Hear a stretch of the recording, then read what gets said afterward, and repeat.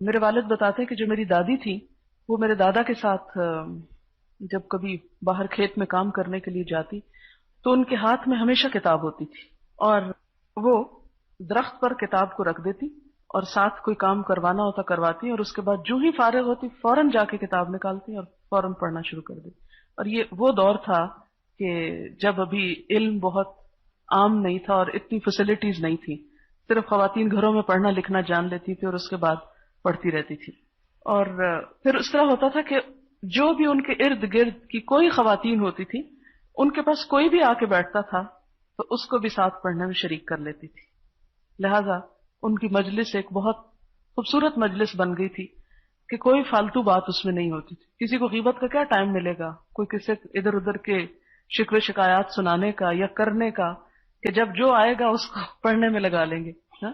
تو اس طرح انہوں نے اپنے آس پاس کی بہت ساری عورتوں کو دین کی تعلیم دی، اور اللہ تعالیٰ نے ان کا انجام بہت اچھا کیا۔ میرے والد نے جب اپنا کام شروع کیا تو سب سے پہلی کمائی سے ان کو حج کروایا، اور جب وہ حج پہ لے گئے تو حج کر چکی تو ان کی وفات ہو گئی اور وہی دفن ہوئی۔ تو یہ بھی اللہ تعالیٰ کی ایک بہت بڑی نعمت ہوتی ہے۔ وہ ایک روایت میں جیسے آتا ہے نا کہ جیسے تمہاری زندگی ہوگی ویسے ہی موت ہوگی۔ اچھا، یہ موت کے حوالے سے مجھے ایک اور واقعہ یاد آیا۔ پچھلے سال کی ایک لسنر تھی، وہ ان کی ایک پھپھی کی ڈیتھ ہوئی تو وہ بتا رہی تھی کہ بہت اچھا ان کا انجام ہوا، کہ ان کا ایک معمول تھا کہ ہر جمعے کے دن نہا دھو کر وہ مسجد پہنچ جاتی جمعہ پڑھنے کے لیے، اگلی صف میں بیٹھی ہوتی تھی، اور اس جمعے بھی انہوں نے بالکل اپنے معمول کے مطابق، کوئی بیمار نہیں، کچھ نہیں، نتھنگ، بس تھوڑا سا ایج فیکٹر ہے کہ اب میں 60s میں تھی شاید، وہ اسی طرح نہا دھو کر اپنے جمعے کے دن گئی ہیں، اپنی اگلی صف میں بیٹھی ہیں، خطبہ سنا ہے خاموشی کے ساتھ، پہلی یا دوسری رکعت میں رکوع میں جب پہنچی ہیں تو گر گئیں رکوع کی حالت میں۔ تو بیٹی ساتھ تھی تو انہوں نے نماز توڑنا چاہی تو انہوں نے اشارے سے کہا کہ نماز نہیں توڑنی، اور اسی حالت میں پڑی رہی۔ جب سلام پھیرا اور دیکھا تو ان کی روح جا چکی تھی۔ کہتی کہ یہ ان کا کئی سال کا معمول تھا کہ انہوں نے کبھی بھی جمعے کی نماز میں غیر حاضری نہیں کی، اور اول صف میں اسی طرح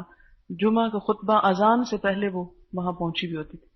اور میں نے کہا کہ ان کے اور معمولات کیا تھے، تو کہنے لگی کہ انہوں نے بے شمار بچوں کو قرآن پاک پڑھایا، اور لفظی ترجمہ، جب بچے ناظرہ ختم کر لیتے تو پھر لفظی ترجمہ شروع کروا دیتے۔ کہتی گھر بیٹھ کر انہوں نے ان گنت لوگوں کو پڑھا دیا، اور اس کے علاوہ اپنے گھر کا سارا کام خود کرتی، اپنے کپڑے خود دھوتی۔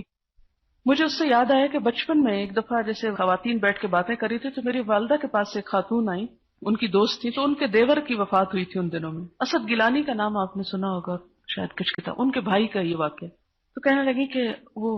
خواتین بیٹھی واقع سنا رہی ہوتی کہ جان بڑی آسانی کے ساتھ نکلی۔ تو میری والدہ نے پوچھا کہ اچھا کیا کرتے تھے وہ، تو انہوں نے کہا کہ قرآن سے ان کو بڑا شغف تھا، کہ قرآن پڑھا بھی اور پڑھایا بھی بہت سارے لوگوں کو۔ میں بہت چھوٹی تھی اس وقت، یہ بات جو دو لوگ کر رہے ہیں اور میرے کان میں پڑی ہے، اس چیز نے میرے دل پہ اتنا اثر ڈالا، کیونکہ اس سے پہلے میری والدہ مجھے بتا چکی تھی کہ موت کے وقت فرشتے کیسے آتے ہیں، جان کیسے نکلے، ایک ایک سٹیج کلیئر کر چکی تھی۔ تو مجھے ہر وقت خوف لاحق رہتا تھا کہ مرنا بڑا مشکل ہے اور کیا ہوگا، کیا بیتے گی۔ تو مجھے یاد ہے کہ اس ایک واقعے نے میری زندگی پہ اتنا اثر ڈالا کہ میں نے اپنے دل میں اس وقت بچپن میں تہیہ کیا کہ میں ساری زندگی انشاءاللہ قرآن پڑھنے پڑھانے کا کام کروں گی، اور اللہ نے پورا کیا اس کو کہ میں جیسے تیسے اس کے ساتھ اٹیچ رہی۔ تو جب یہ واقعہ مجھے سنا رہی، جس دن بیمار تھی اس دن وہ آئی عادت کے لیے واقعہ سنایا، تو میں سوچی تھی کہ میں یہ واقعہ ضرور اپنی کلاس کو سناؤں گی، کہ شاید کسی کے دل میں یہ بات رہ جائے، کیونکہ جانا تو ہے اس دنیا سے، رخصت تو ہونا ہے۔